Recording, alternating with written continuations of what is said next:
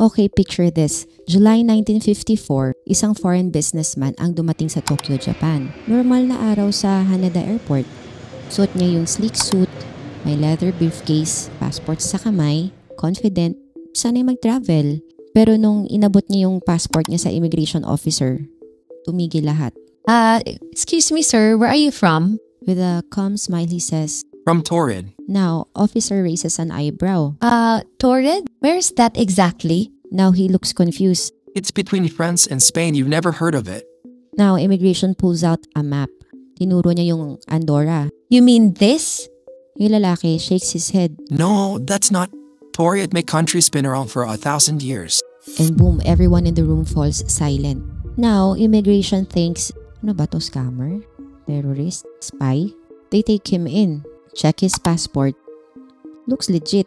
May official stamps, visa entries, even his company existed sa ibang bansa. So they send him to a hotel while they investigate.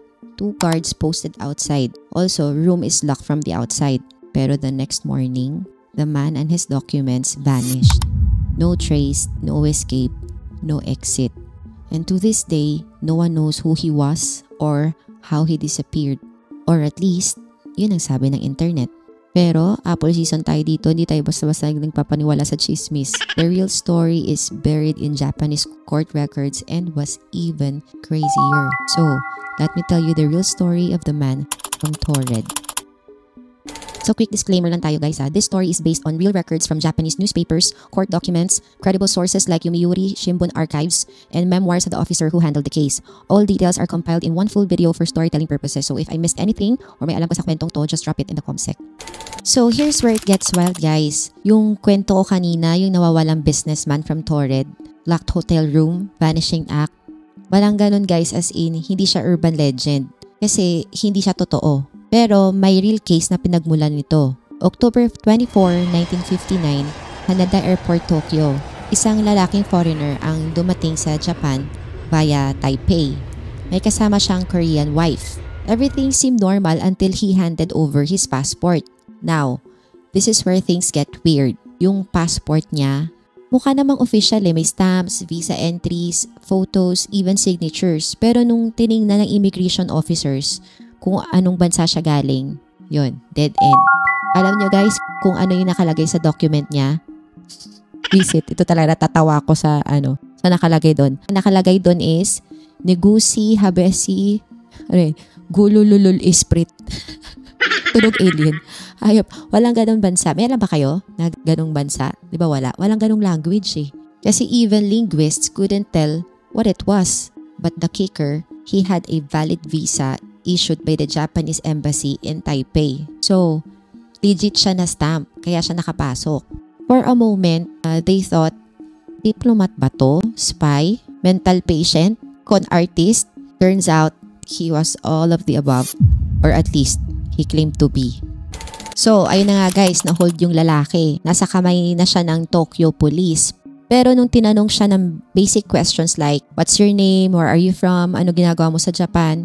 Yung mga sagot niya, kalmado naman siya and confident. So ang sabi niya, My name is John Aled Kucharzegrus. I am a diplomat. I work for the United Arab Republic. I was born in the US, educated in Europe, trained in espionage, and served in the Royal Air Force during World War II. I'm on a mission, but I cannot tell you the details. Okay sir, parang ang dami mong resume.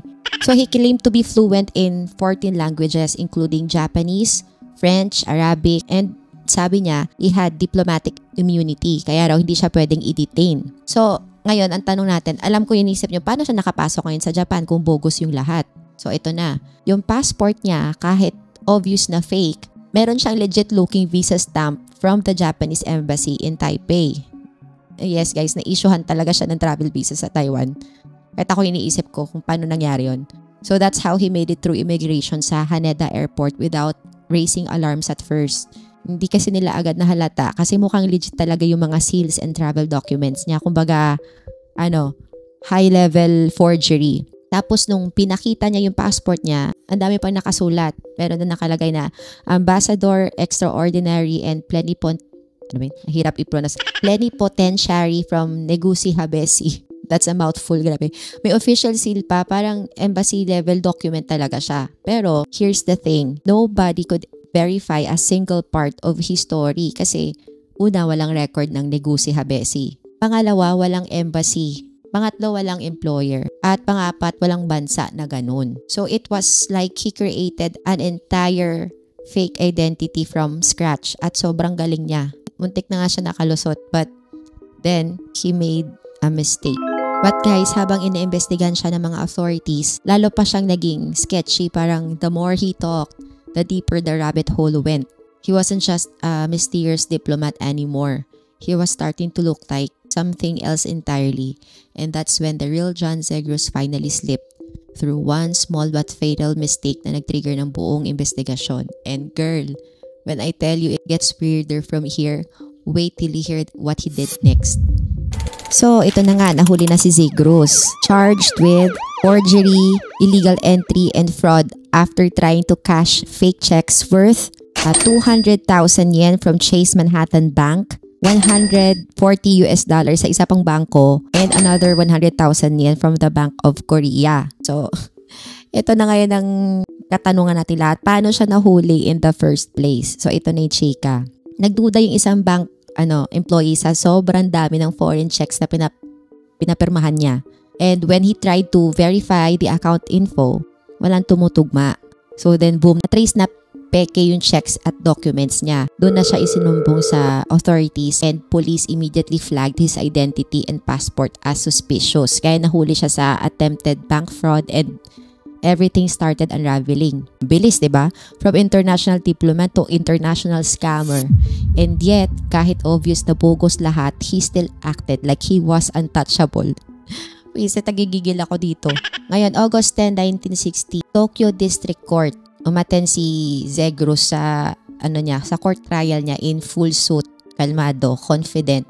Wala kang makikitang takot sa mukha niya. Now, the judge reads the verdict. Guilty, 1 year in prison. Then suddenly, right there sa loob ng courtroom, meron siyang kinuha sa bibig niya. Alam niyo kung ano guys, kumuha siya ng piece of broken glass.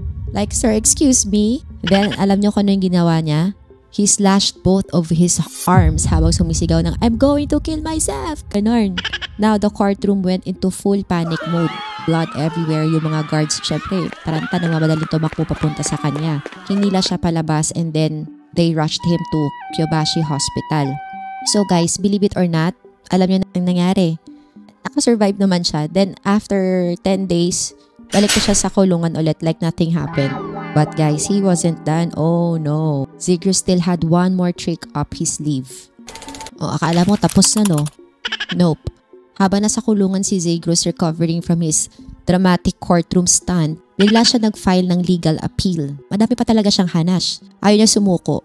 Hindi siya papatinag. Sabi ng abogado niya, Your Honor, hindi pa po natapos yung judge pagbasa ng sentencing kasi in the middle of it, sinaksak ni Zegros yung sarili niya. So, technically, invalid yung ruling. We shit. And guess what?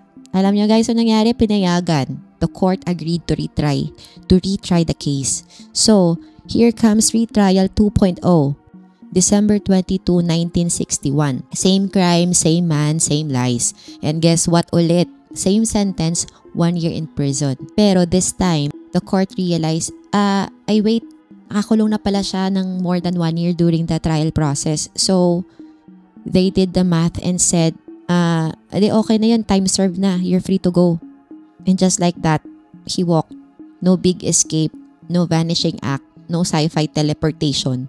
So una, he was deported to Hong Kong. Pangalawa, his wife was sent back to South Korea and after that, he disappeared from history. Walang news reports, walang follow-up. It's like the man, this elaborate walking lie just poofed into the shadows.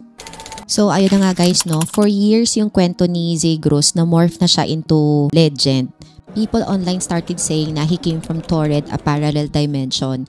Tapos he vanished from a locked hotel room and proof of the multiverse. Lahat yun guys, urban legend na lang. Walang hotel, walang vanishing act, walang real Torred. In fact, the word Torred never even appeared sa kahit anong dokumento. Yung passport ni Zygros, ang nakalagay doon, Negusi Habesi Gulululul Esprit. So, isang obvious na jumble lang ng fictional languages at references. So, how did a real fraudster turn into an internet myth? So, ito yung totoo guys. In 1970s, merong French sci-fi writer named Jacques Bergier na nagsulat ng version ng story sa libro niya. Tapos, sinundan siya ng British author na si Colin Wilson who added spice to the tale. Yung may hotel room disappearance, etc. And then, the internet found him. Ayan na yung mga forums, Reddit threads, YouTube storytellers, and boom, the man from Torrid was born. But guys, here's the real twist. This isn't a story about interdimensional travel. This is a story about something scarier. Na how easy it is to rewrite reality. How one man with a fake passport and a silver tongue convinced not just banks or judges but the entire world. Even after he was exposed, jailed, deported, people still chose to believe the myth because it was cooler than the truth. And that, babe, is the real horror. So, ayun na nga guys, walang Torrid, walang parallel universe, wala ring vanishing act from a locked hotel room. Pero, kung iisipin mo no, mas malala pa nga yung totoo, diba? Hindi siya time traveler, hindi rin siya alien. Pero, imagine mo, isang tao lang armed with lies and a fake passport na convince niya yung buong legal system, nakalusot siya sa border at naging internet legend. And that's the scary part kasi pwede tayong lokohin kung magaling lang silang umarte. Kaya next time na may narinig kang kwento na parang multiverse, mystery man o sci-fi na parang pelikula, tanungin mo muna yung sarili mo, mystery ba talaga to o sobrang galing lang nung gumawa ng kwento? This is Apo Season and thank you for listening to the real story behind the man from Torrid. So kung trip mong malaman ang real tea behind more mystery stories, follow mo na ako and comment ka na rin kung may alam kang kwento na gusto mong i-fact check natin together. Baka urban legend lang yan or baka mas creepy pa yung totoo. And also don't forget to follow, like, share, and save. And I hope to see you in the next one. Bye-bye!